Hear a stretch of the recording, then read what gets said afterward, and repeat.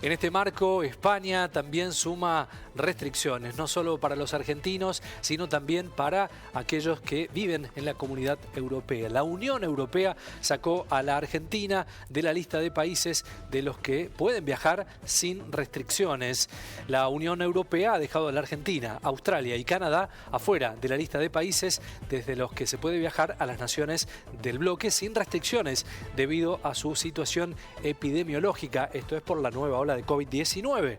Tras una revisión en el marco de la recomendación sobre el levantamiento gradual de las restricciones temporales a los viajes no esenciales a la Unión Europea, el Consejo actualizó la lista de países, regiones administrativas especiales y otras entidades y autoridades territoriales para los que deben levantarse las restricciones de viaje. En particular, Argentina, Australia y Canadá fueron eliminados de la lista. Bueno, un dato que se suma para los países de este lugar. Argentina involucrada.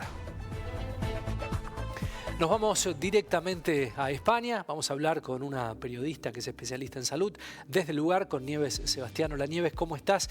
Buenas tardes, buenas noches allí. Gracias por el contacto. Buenas tardes. Bueno, ¿cómo estáis? Te iba a consultar muy bien, Nieves, esta última noticia que dábamos a conocer respecto a las restricciones de los viajes de los argentinos allí a España. ¿Ha habido un endurecimiento de la situación en tu país? Sí, aquí en nuestro país ha habido un aumento de casos bastante importante. Tenemos una incidencia que está ya en más de 3.300 casos por cada 100.000 habitantes y eso pues obliga a las autoridades nacionales a revisar continuamente el acceso que tienen los ciudadanos de otros países aquí para intentar evitar situaciones de mayor riesgo. Hoy la realidad es que los argentinos no pueden viajar. Han sido incluidos en la lista. Es verdad que creo que desde la semana pasada se están incluyendo y excluyendo países según avanza la situación epidemiológica y en este caso pues ha sido Argentina, sí. ¿En qué etapa está el esquema de vacunación allí? Pues tenemos unos datos muy buenos de vacunación. La verdad que creo que es uno de los puntos fuertes de la estrategia que ha seguido el Gobierno contra la COVID-19.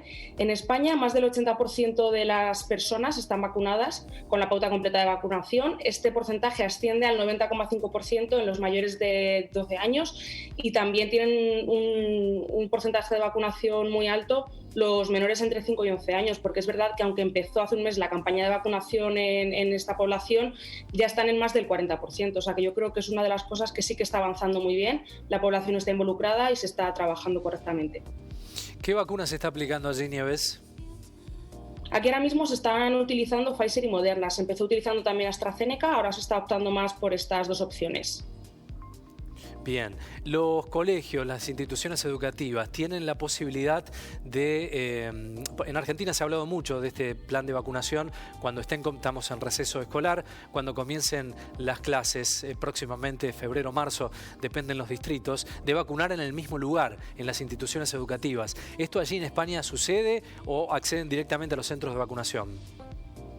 Se puede realizar de las dos maneras. Lo que sí es cierto es que en los casos en que se establece que se realice la vacunación en los centros educativos, se ha de contar con la autorización de los familiares para que se administre la vacuna. Bien, bien. Otro de los temas que se habla aquí en Argentina tiene que ver con los autotest, ¿no? La venta específicamente en la provincia de Córdoba se ha habilitado hace días nada más la venta de autotest en farmacias. Allí hay un debate hasta político de este tema. ¿Cuál es la situación?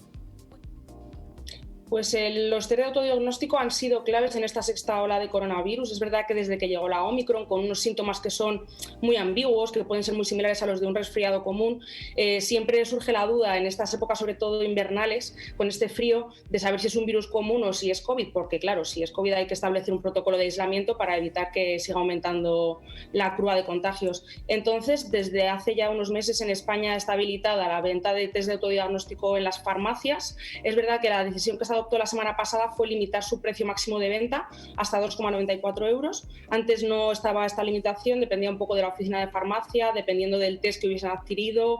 Era un poco decisión de la farmacia, pues eso, en base a unos criterios. Y eso ha sido el método más utilizado durante esta sexta ola para diagnosticar casos. Bien, ¿dónde se vacuna allí, Nieves? ¿Han habilitado otros lugares? ¿Es mucho más dinámico que aquí en Argentina o no? Pues aquí se ha optado por muchísimas opciones. Desde que comenzase la vacunación se habilitaron vacunódromos que se llamaban, que son centros muy grandes, como puede ser a lo mejor muy conocido el Estadio del Atlético de Madrid. Se establecían unos horarios o también, por ejemplo, se creó un hospital de emergencias, el Hospital Isabel Zendal, que estaba dedicado únicamente a COVID-19 y, por ejemplo, estos dos son centros con una infraestructura muy grande en los que se ha vacunado y se ha podido dar más atención a esta demanda. Se podía autocitar la persona, acudía a estos centros y ha agilizado mucho el proceso. Luego ya se ha ido trasladando esta vacunación, sobre todo ahora con la tercera dosis, a los centros ambulatorios, a la atención primaria, pero también durante todos estos meses se ha mantenido en los hospitales. Se ha ido diversificando mucho en muchos puntos para poder atenderlo. ¿A cuánto están de la cuarta dosis? ¿Cómo está esa etapa? Es que la cuarta dosis, la Agencia Europea del Medicamento ha dicho justo esta mañana que de momento solo se recomienda para personas con el sistema inmune comprometido. No sé si se plantea la posibilidad de extenderla a la población general. De momento han dicho que lo razonable es solo para las personas inmunodeprimidas con alguna otra enfermedad que les pueda poner en riesgo, pero de momento, por lo que he leído esta mañana, no se contempla esta cuarta dosis para toda la población. Bien. ¿Qué política implementó el gobierno, Nieves, respecto a la nueva variante Omicron? ¿Ha habido restricciones? ¿Cómo lo ha tomado el país?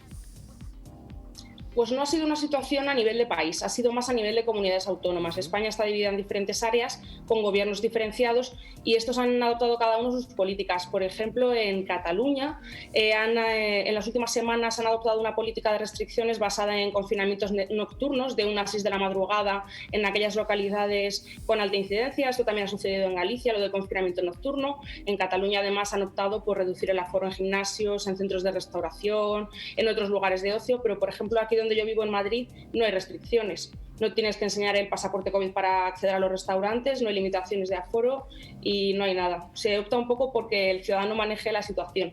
Se realiza el autodiagnóstico, en caso de ser positivo se realiza el aislamiento de 7 días y no hay ninguna medida concreta que tengamos que adoptar. Se hablaba aquí en Argentina de la gripalización, ¿no? De empezar a definirlo no como pandemia, sino como endemia y tener otro tratamiento. ¿Allí se ha hablado del tema? Sí, aquí justo la semana pasada la ministra de Sanidad, Carolina Darias, apuntaba esta opción a una gripalización de la enfermedad, a seguir con un sistema de vigilancia epidemiológica, pero más continuado, no como ahora reportando los casos diarios con datos pormenorizados todos los días. Es verdad que desde la Unión Europea y desde la Organización Mundial de la Salud se dijo que quizá era un poco pronto para tratar esto como una gripe, gripalizar la enfermedad.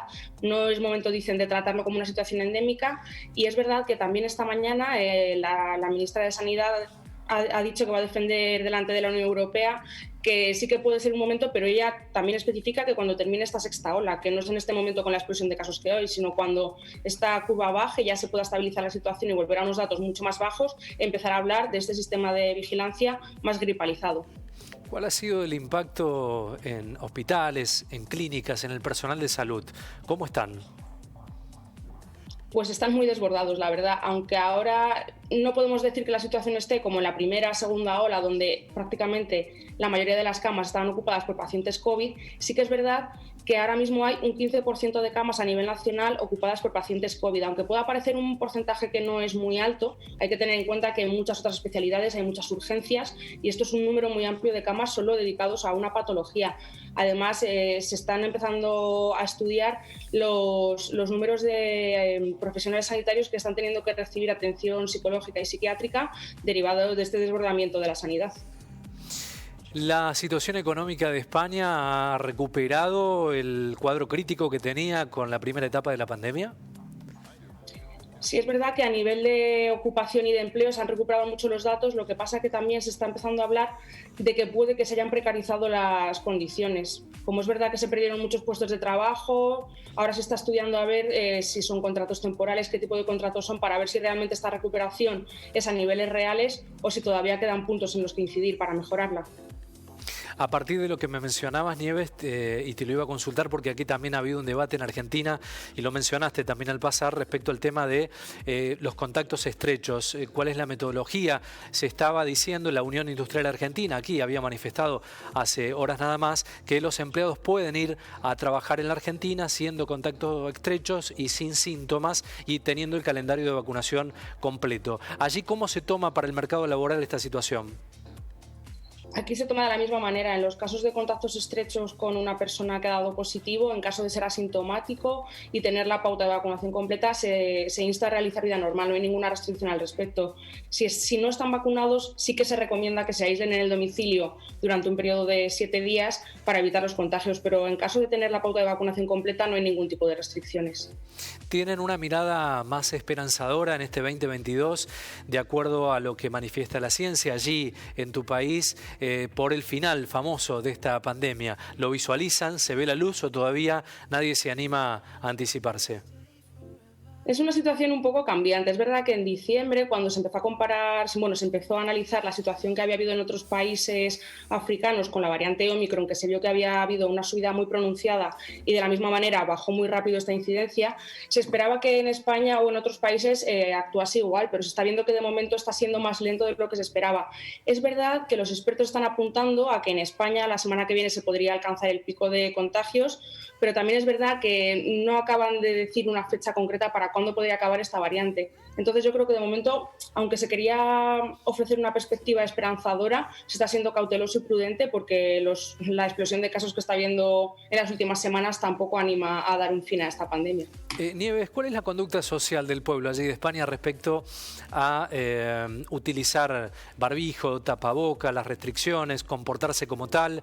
¿Hay una situación de respeto a las normas o hay en algún momento hasta anarquías, ¿no? para no hacer caso a lo que se impone desde el Estado? Yo diría que por lo general sí que hay bastante respeto a las normas. De hecho, hace unas semanas, cuando llegó esta nueva variante, se volvió a incidir en la necesidad de llevar la mascarilla en exteriores, que esto antes era un poco más flexible en casos de que hubiese espacio para mantener la distancia de seguridad. Y sí que es verdad que sales por las calles en Madrid, que hay una gran afluencia de gente y la gran mayoría de la gente lleva la mascarilla por la calle. Bien, bueno, eso es un buen dato. Vamos a aclarar lo que te comentaba al comienzo. No es que los argentinos no puedan ingresar a España, pueden hacerlo, pero bueno, se han impuesto nuevas restricciones en el marco de la pandemia, ¿no? Sí, la verdad que no he tenido tiempo de leer esa noticia. Hoy sí que había leído lo de Argentina, pero realmente no sé cuáles son las restricciones que se imponen en este sentido.